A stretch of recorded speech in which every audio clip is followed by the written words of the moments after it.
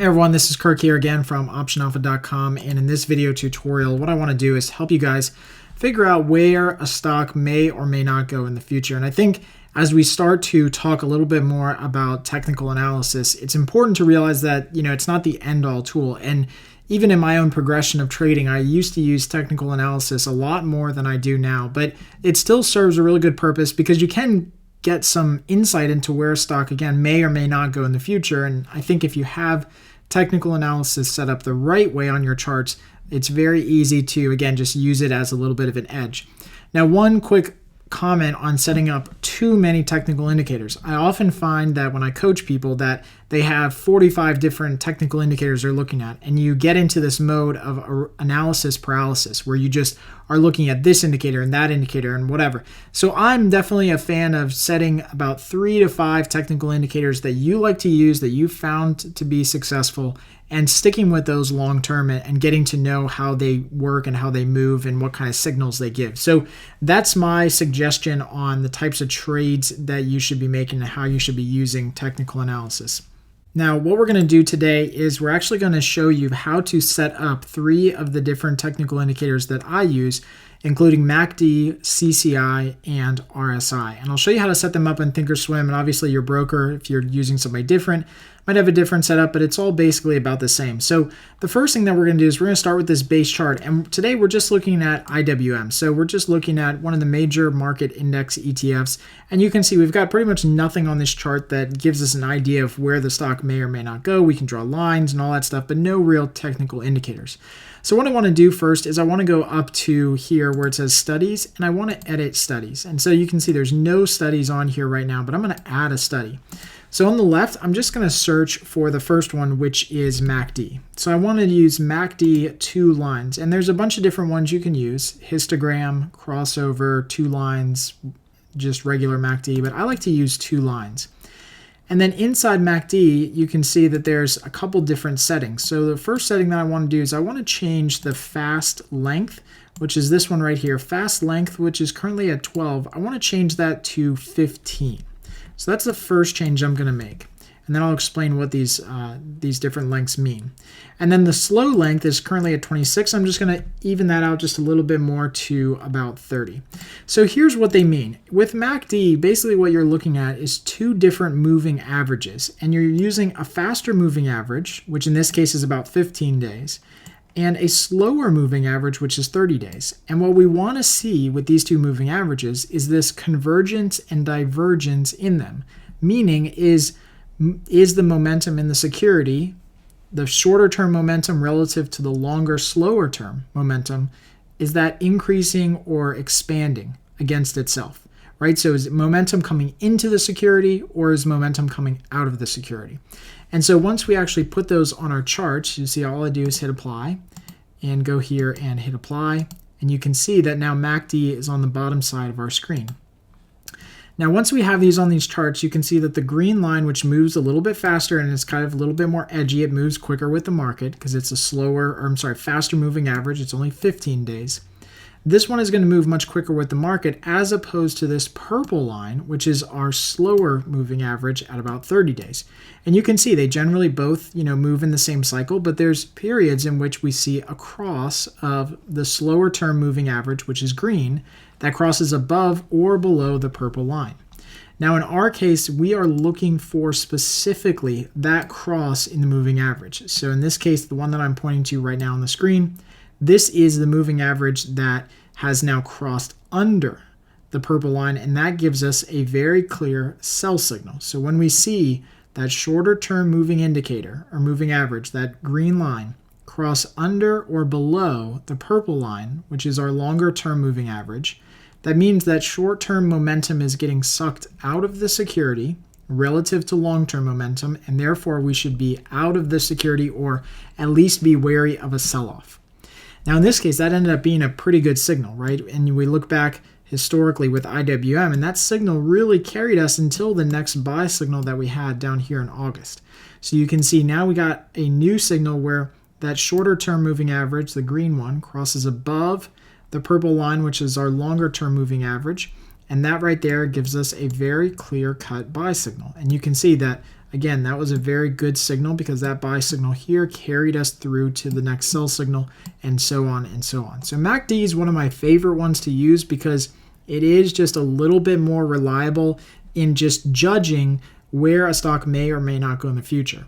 Now, as I say that, I'll point out, and even on this chart right now with where stocks are trading right now, we had a point in time where the signals weren't that clear. So there's obviously flaws to technical analysis, and this really, kind of drives home the point here that these signals weren't 100% clear at this time. You can see we had a couple different crosses as MACD was continuing to move lower, but as that happened, the stock just basically stayed sideways. There's a lot of volatility in there, but the stock really stayed sideways, heading towards the future.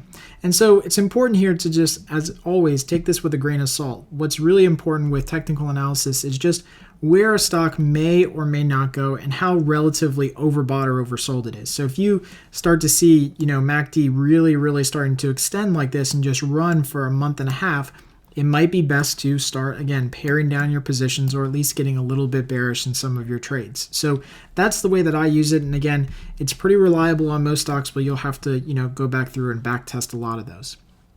So as we go through here, let's add a different study. So we're going to keep this one up here, and we're just going to add another study to it, which is my second favorite, and that is CCI. So CCI is a little bit different. We're going to change this one as well. The length of CCI is similar to MACD in that it judges time frames in the past. It's currently set at 14, and we're going to widen this out to 31.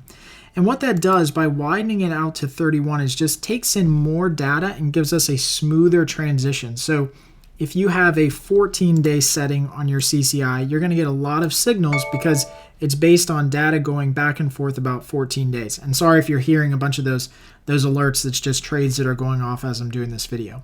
So again, with a shorter term indicator, 14 days, you're going to get a lot of signals back and forth. Moving out to 31 days and changing that timeline just gives you a lot more smooth data and a lot less signals, but more defined signals. So the way that I use CCI is for basically trend analysis, judging to see where the market is relative to an overall trend. So what I'm going to do here is I'm just going to take the oversold and the overbought. I want CCI to be in blue. So I just want it to be a little bit more defined here.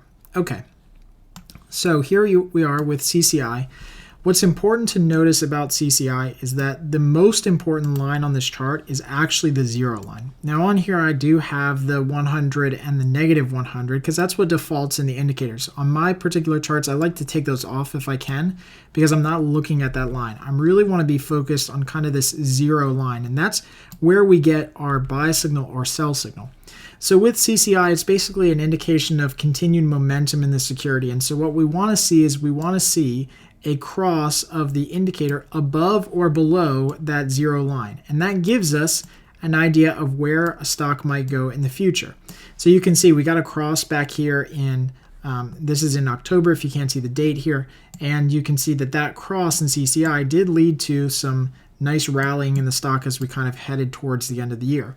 And it's not all about being overbought or oversold. So just because CCI gets to extremes does not mean that creates an opportunity necessarily to buy or sell. So that's one difference with CCI as opposed to some other indicators is that it's not about being overbought or oversold. It's about crossing that 0 barrier. And here on the charts, you can see that we had a CCI kind of cross or go to an extreme here back in December, and it dropped low to an extreme. And although it was a slight little buying opportunity, it wasn't some huge bottom because the stocks obviously haven't bottomed out and have reversed since. So don't use it as the extreme. You want to use it kind of right along this 0 barrier. Now, what's really cool about CCI is that if you go back in time, and especially with SPX, so let's look over at S&P 500. What's really cool, again, about CCI is that it's a trend indicator. So on the left-hand screen, you see here, we have CCI that's over here that crossed above that 0 barrier, gave us a buy signal. It never gave us a sell signal until we got to the point of August when stocks actually did decline. So even though it had all of this overbought, oversold, and was moving all over the place, it still remained the entire time above that zero barrier, which just means that we're in a bullish or upward trending market. And it wasn't until we got into August that we got that sell signal, which was pretty defined, not only on the charts, but also in the indicators that told us to get out of stocks temporarily. So really good indicator. I love using CCI as well. These are my top two. All right, let's add one more to the charts here. So let's go here and excuse me, go to the settings. Go to studies, and we're going to go to edit studies, and we're going to add RSI. And we're going to add RSI right to the chart. So we can just leave RSI exactly as it is. And now we have RSI down below. So I'm just going to try to minimize these two here so you can see RSI down below. Now RSI is a little bit different. RSI is a judge of relative strength in the index or the stock that you're looking at, and you are with RSI looking for these overbought and oversold ranges. So you can see here that the overbought range is about 70 reading on RSI and the oversold range is about 30. Everything in between is relatively useless because you are really looking for those extreme points at which stocks become overbought or oversold. Now, when we look back in time again with CCI and MACD, and let me just kind of try to smush these down just a little bit. Here's the look at the S&P 500. You can see that we did get a reading all the way down here on RSI below 30, which ended up being almost a perfect buy on the market because stocks really bottomed out from that point and continued to move higher. Likewise, as the market was moving higher, we got an oversold reading towards the end of November, beginning of December, and that ended up being a pretty good signal to get out of stocks because they did experience a nice little decline afterwards. So again, with RSI, you're looking at the extremes and only trying to trade the extremes in this security and indicator. Now, as always, every indicator has its flaws. Here are a couple times in June and July where it signaled a bunch of market extremes, and we didn't see that at all. In fact, we saw stocks over that time period start to increase a little bit more, and eventually they did fall off, but it wasn't quite as pronounced as some of the other indicators that we've seen here before with the market bottom here and the market top here. So as always, these indicators have flaws. It's important to kind of use them in conjunction with one another. So as we go back to IWM, I wanted to show you just how I would use indicators and how I do use indicators and technicals with my trading. And it's this idea that they all have to be in some sort of agreement. Okay. And so I think that's the key here is that if you look at all three of these indicators, they all are moving in about the same ebb and flow. And it's just incredible how these markets move in the same kind of flow and cyclicality. And you can see all three of these indicators are moving in about the same ebb and flow. So it's just important when you look at something that you kind of draw a line in the sand here and say, okay, relatively speaking, where are all of these things pointing? Are they all relatively high? Are they all relatively low?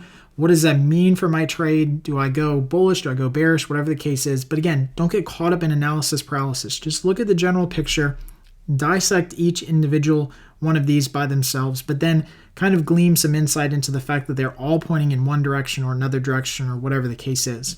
As we look at the markets today to kind of wrap up this video, you can see that we've definitely reached a high and we're kind of coming off of that high in the market. MACD is continuing to point down because we don't have a buy signal. CCI has just crossed back under that zero barrier, so we definitely have a bearish market that we might be heading into. And RSI is definitely not oversold, and it's not overbought either, and it's definitely pointing towards the downside. So at least at this point, without knowing exactly where the market's going, we're going to err on the side of caution that stocks may continue to fall here until we see something that tells us that they might turn around. So I hope you guys really enjoy this video. This was a lot of information. It took a long time to get through, but this is really all what technical analysis is about. It's about adding a couple different indicators to your charts, making sure that they're customized to fit your trading timeline. In our case, we like to have a longer time frame in most of the indicators just so that it smooths out a lot of the data that we see, but then also using a couple of these to make sure that they're kind of in agreement or congruence with each other as we look to find out where a stock may or may not go in the future. So if you have any questions or comments, please add them right below this video lesson, and I'll make sure I get back to all of those in a timely manner to get your questions answered. Until next time, happy trading.